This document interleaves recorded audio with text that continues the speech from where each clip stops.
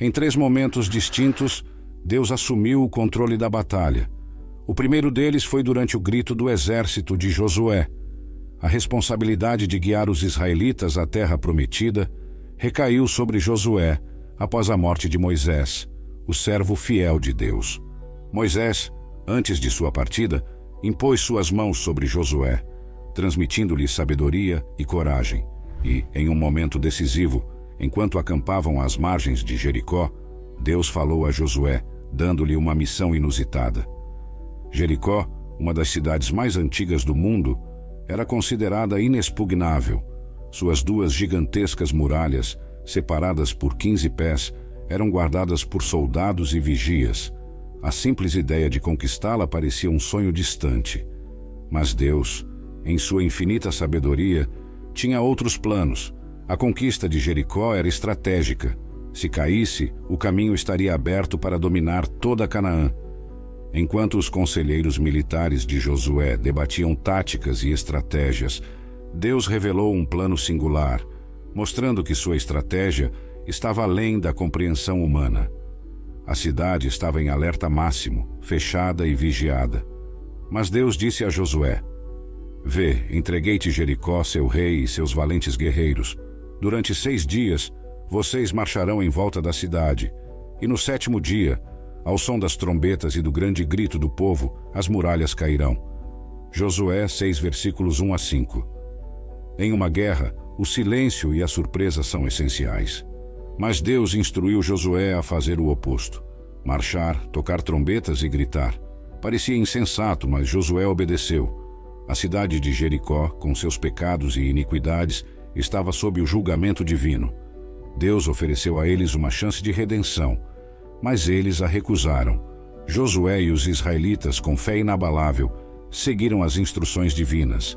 E como prometido, ao final do 7º dia, as imponentes muralhas de Jericó caíram. Esta vitória não foi apenas uma conquista militar, mas uma demonstração do poder e da fidelidade de Deus. A Bíblia nos ensina que Deus é o Senhor dos exércitos, aquele que luta por nós e nos dá a vitória.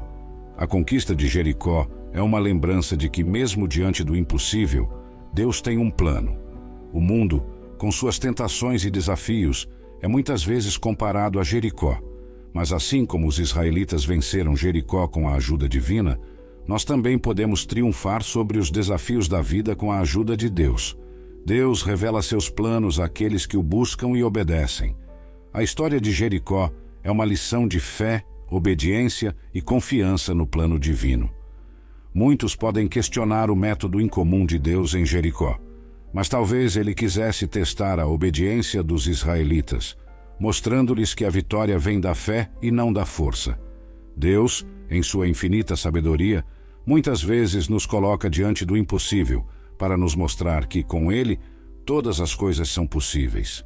A conquista de Jericó é uma prova viva disso. Assim, cada vez que nos deparamos com desafios aparentemente insuperáveis, lembremo-nos de Jericó e da promessa de Deus. Comigo, vocês são mais do que vencedores. Romanos 8, versículo 37. O segundo grande momento em que Deus assumiu o controle da batalha foi durante o louvor de Josafá e seu exército. Josafá, rei de Judá, enfrentou um desafio monumental. Exércitos massivos de Moabe, Amon e Edom, juntamente com seus aliados, se reuniram para atacar Judá. A magnitude dessa coalizão era tão avassaladora que causou grande temor em Josafá e em seu povo. Judá, composto por apenas 2 tribos, estava prestes a enfrentar 3 poderosos exércitos. Em sua angústia, Josafá e seu povo buscaram a Deus, sabendo que, humanamente falando, estavam em desvantagem. Eles clamaram a Deus, pedindo-lhe uma intervenção divina. Mensageiros trouxeram notícias alarmantes ao rei. Um exército colossal de Edom estava avançando, já tendo capturado Hazazon Tamar, também conhecido como En-Gedi.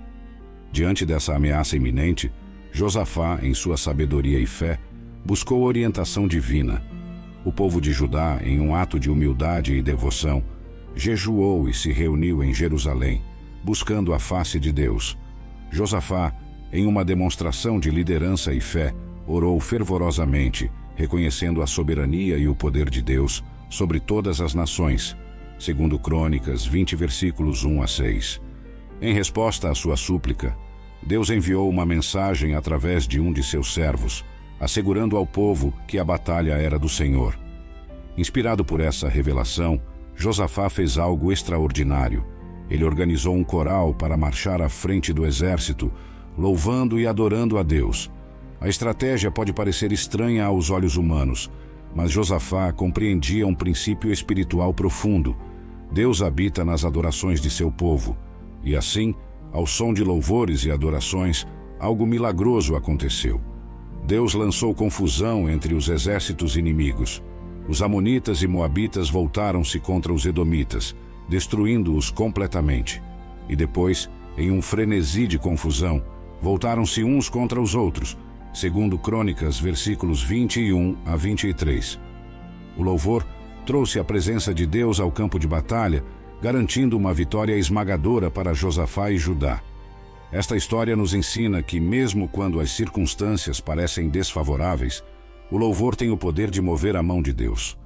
O louvor não é apenas uma arma espiritual, mas também um mandamento divino. Deus, em sua infinita bondade, merece toda a adoração e louvor. Em todas as circunstâncias, sejam elas boas ou desafiadoras, somos chamados a louvar. Muitos personagens bíblicos eram pessoas de louvor e adoração, pois reconheciam que Deus era maior do que qualquer circunstância. O louvor não só atrai a presença de Deus, mas também nos lembra de sua grandeza e fidelidade. Mas eu cantarei sobre o teu poder.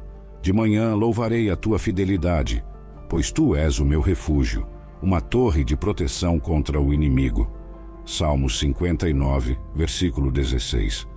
Esta passagem nos lembra que, em meio às tempestades da vida, o louvor é nossa resposta, nossa arma e nosso refúgio. Quando experimentamos as maravilhas de Deus, nossa resposta natural deve ser de louvor e gratidão. Assim como Josafá e o povo de Judá louvaram a Deus antes e depois da vitória, somos chamados a fazer o mesmo, reconhecendo que Deus habita em meio aos louvores de seu povo. O louvor e a adoração criam uma atmosfera onde Deus habita. É em meio a essa atmosfera de louvor que experimentamos a presença divina de forma mais intensa. O céu é descrito como um lugar de alegria e regozijo constante, onde os 24 anciãos estão continuamente em adoração diante do trono de Deus. A vida é repleta de desafios e encruzilhadas. Em muitos momentos, somos confrontados com situações que parecem além de nosso controle. No entanto, quando temos a chave do louvor, podemos ter certeza da vitória que nos espera. O terceiro grande momento em que Deus assumiu o controle da batalha foi quando Gideão e seu exército, com trombetas e lanternas, alcançaram uma vitória impressionante contra os midianitas. Os midianitas eram opressores de Israel, mas Deus levantou Gideão, um homem que inicialmente duvidava de sua própria capacidade. Mesmo com um exército de 32 mil homens, Gideão estava em desvantagem numérica. Mas, em vez de permitir que Gideão aumentasse seu exército, Deus instruiu que ele reduzisse suas fileiras. A mensagem era clara. A vitória viria de Deus, não do número de soldados. Através de um processo divino, o exército de Gideão foi reduzido a meros 300 homens.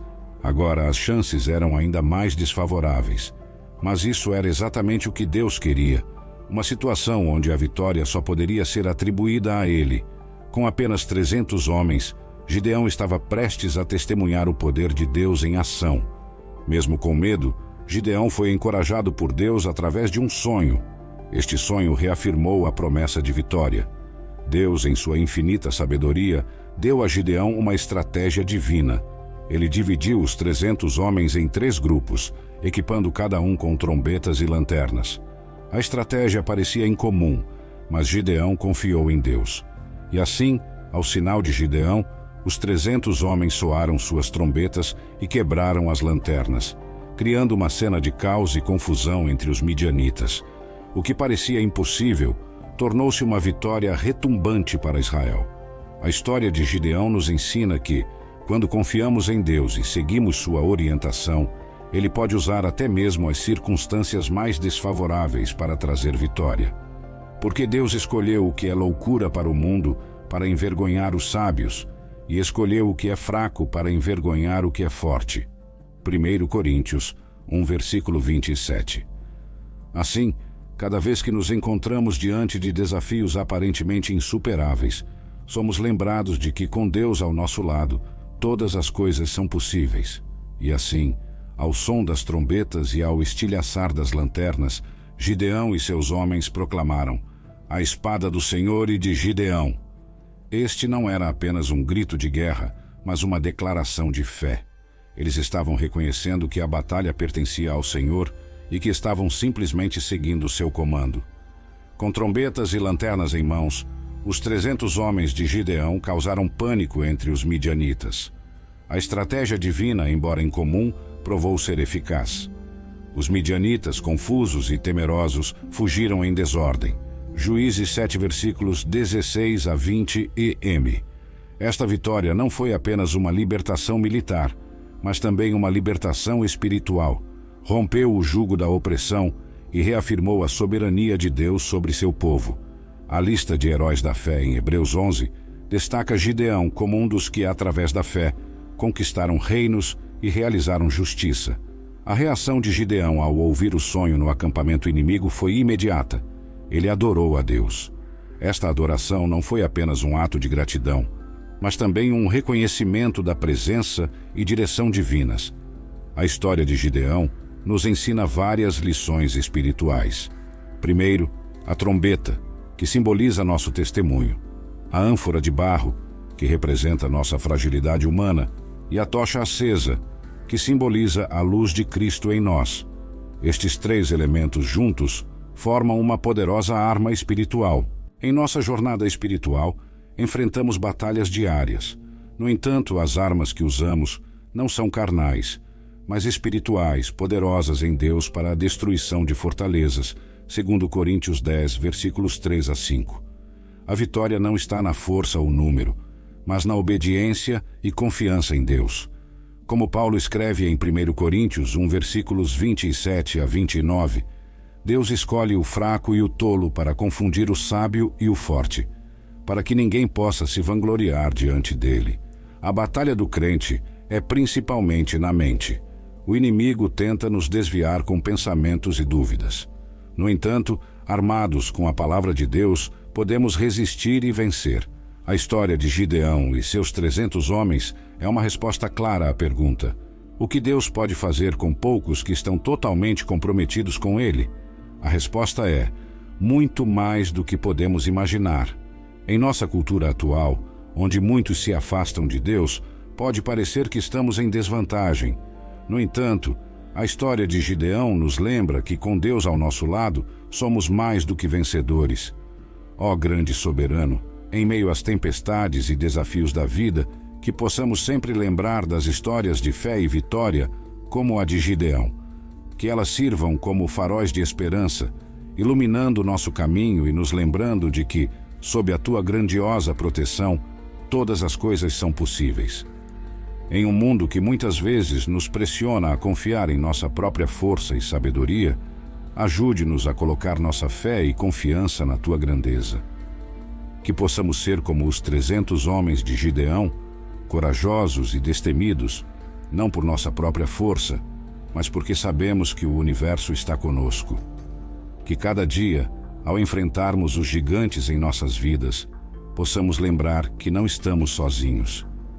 Que o som de nossa adoração, nossa fé e nossa confiança no infinito possa ecoar mais alto do que qualquer medo ou dúvida. Ensina-nos, ó magnífico soberano, a ver além das circunstâncias, a olhar além dos desafios e a enxergar a tua mão poderosa trabalhando em nosso favor.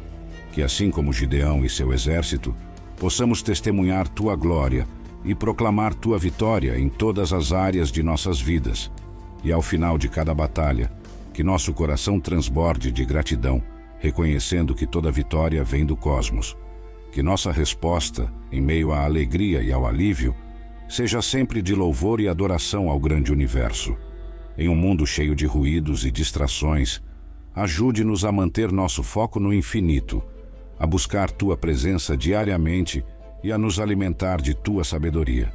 Que possamos ser sal e luz, influenciando positivamente aqueles ao nosso redor e apontando-os para o amor e a salvação encontrados na vastidão do cosmos. Agradecemos por cada lição, cada desafio e cada vitória, pois sabemos que através deles estamos sendo moldados à imagem do universo e aperfeiçoados em Tua graça. Amém.